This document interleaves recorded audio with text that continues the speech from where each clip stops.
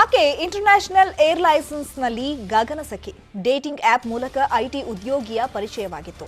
ಅದು ಪ್ರೀತಿಗೂ ತಿರುಗಿತ್ತು. ಗೆಳೆಯನನ್ನ ನೋಡಲು ದುಬೈನಿಂದ ಬೆಂಗಳೂರಿಗೆ ಬಂದಿದ್ದ ಗಗನಸಖಿ ಕೋರಮಂಗಲದಲ್ಲಿ ನಿಗೂಢವಾಗಿ ಸಾವನ್ನಪ್ಪಿದ್ದಾರೆ. ಹಾಗಿದ್ರೆ ಏನಾಯ್ತು ಬನ್ನಿ ನೋಡೋಣ. ಗಗನಸಖಿಗೆ ಡೇಟಿಂಗ್ ಆಪ್ ಮೂಲಕ ಪರಿಚಯ, ಪಾರ್ಟಿ ಬಳಿಕ ಕಿರಿಕ್, ಕೊನೆಗೆ ನಿಗೂಢ ಸಾವು. ಈ ಫೋಟೋದಲ್ಲಿ ಕಾಣ್ತಿರೋ ಈಕೆ ಹೆಸರು ಅರ್ಚನಾ ಧೀಮನ್. ಅರುಣಾಚಲ ಮೂಲದ ಯುವತಿ, ವೃತ್ತಿಯಲ್ಲಿ ಗಗನಸಖಿ. ಇಂಟರ್ನ್ಯಾಷನಲ್ ಏರ್ಲೈನ್ಸ್ ಒಂದರಲ್ಲಿ ಗಗನಸಖಿ ಕೆಲಸ ಮಾಡುತ್ತಾ ದುಬೈನಲ್ಲಿ ವಾಸವಾಗಿದ್ಲು.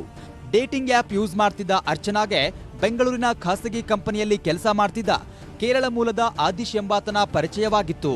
ದಿನ ಕಳೆದಂತೆ ಇಬ್ಬರ ಪರಿಚಯ ಪ್ರೀತಿಯಾಗಿ ಬದಲಾಗಿತ್ತು.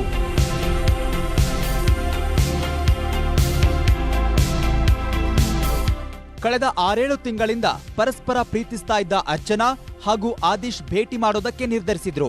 ಅದರಂತೆ ಕಳೆದ 4 ದಿನಗಳ ಹಿಂದೆ ಕೆಲಸಕ್ಕೆ ರಜೆ ಹಾಕಿದ್ದ ಯುವತಿ ದುಬೈನಿಂದ ಫ್ಲೈಟ್ ಹತ್ತಿ ಬೆಂಗಳೂರಿಗೆ ಬಂದಿಳಿದಿದ್ಲು.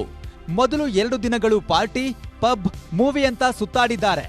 ಇನ್ನು ನಿನ್ನೆಯೂ ಸಹ ಕೋರಮಂಗಲದಲ್ಲಿ ಬಾಯ್ ಫ್ರೆಂಡ್ ವಾಸವಾಗಿದ್ದ ರೇಣುಕಾ ರೆಸಿಡೆನ್ಸಿ ಅಪಾರ್ಟ್ಮೆಂಟ್ನಲ್ಲಿ ಪಾರ್ಟಿ ಮಾಡಿದ್ರು. ಆದ್ರೆ ಅದೇನಾಯ್ತೋ ಏನೋ, ದಿಢೀರನೆ ಇಬ್ಬರ ನಡುವೆ ಗಲಾಟೆ ಶುರುವಾಯಿತು.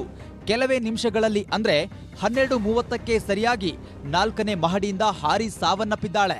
ಅವರಿಬ್ಬರ ಮಧ್ಯ ಕೆಲವೊಂದಿಷ್ಟು ಡಿಫರೆನ್ಸಸ್, ಫೈಟ್ಸ್ ಆಗ್ತಾ ಇತ್ತು. ಆ ಫೈಟ್ಸ್ ಆಗಿದ ಮಧ್ಯ ರೀಸೆಂಟ್ ಆಗಿ ಒಂದು 4 ಡೇಸ್ ಬ್ಯಾಕ್ ಅವರು ಇಲ್ಲಿ ಬೆಂಗಳೂರಿಗೆ ಬರ್ತಾರೆ. ಇಬ್ರು ಜೊತೆಗೇನೆ ಟೈಮ್ ಸ್ಪೆಂಡ್ ಮಾಡ್ತಾ ಇರ್ತಾರೆ. ಮತ್ತೆ ಅದೇ ಆರ್ಗ್ಯುಮೆಂಟ್ ಆಗುತ್ತೆ ಕೆಲವೊಂದಿಷ್ಟು ಅವರಿಬ್ಬರ ಮಧ್ಯೆ ಇರುವಂತಹ ಡಿಫರೆನ್ಸಸ್ ಬಗ್ಗೆ. ಆ ಡಿಫರೆನ್ಸಸ್ ಆರ್ಗ್ಯುಮೆಂಟು ಪ್ಲಸ್ ಒಂದು ಪಾರ್ಟಿನೂ ಕೂಡ ಮಾಡಿರ್ತಾರೆ. ಆ ಮಧ್ಯದ ಇದು ಡಿಫರೆನ್ಸಸ್ ಅಲ್ಲಿ ಇದು ಘಟನೆ ಆಗಿದ್ದು. 4ನೇ ಮಹಡಿಯಿಂದ ಈ ಗಗನಸಖಿ ಕೆಳಗಡೆ ಬಿದ್ದುಬಿಟ್ಟು ಅದು ಕಂಟಿನ್ಯೂಸ್ ಆಗಿ ಇನ್ವೆಸ್ಟಿಗೇಷನ್ ನಡೀತಾ ಇದೆ.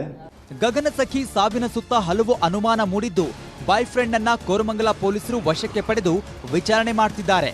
ಸದ್ಯ ಯುವತಿಯ ಮೃತದೇಹವನ್ನ ಸೆಂಟ್ ಜಾನ್ಸನ್ ಆಸ್ಪತ್ರೆಗೆ ರವಾನೆ ಮಾಡಿದ್ದು, ಹಿಮಾಚಲ ಪ್ರದೇಶದಲ್ಲಿರೋ ಪೋಷಕರಿಗೆ ಮಾಹಿತಿ ನೀಡಲಾಗಿದೆ.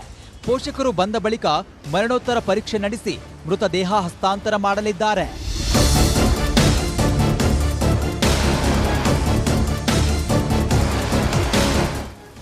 ಡೇಟಿಂಗ್ ಆಪ್ನಲ್ಲಿ ಶುರುವಾದ ಸ್ನೇಹ ಪ್ರೀತಿಯಾಗಿ ಇದೀಗ ದುರಂತ ಅಂತ್ಯ ಕಂಡಿದ್ದು ಮಾತ್ರ ದುರಂತ.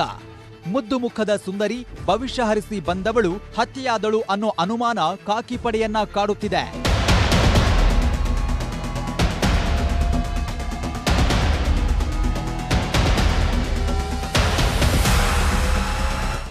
Manjunath N, crime bureau, news 18, Bengaluru.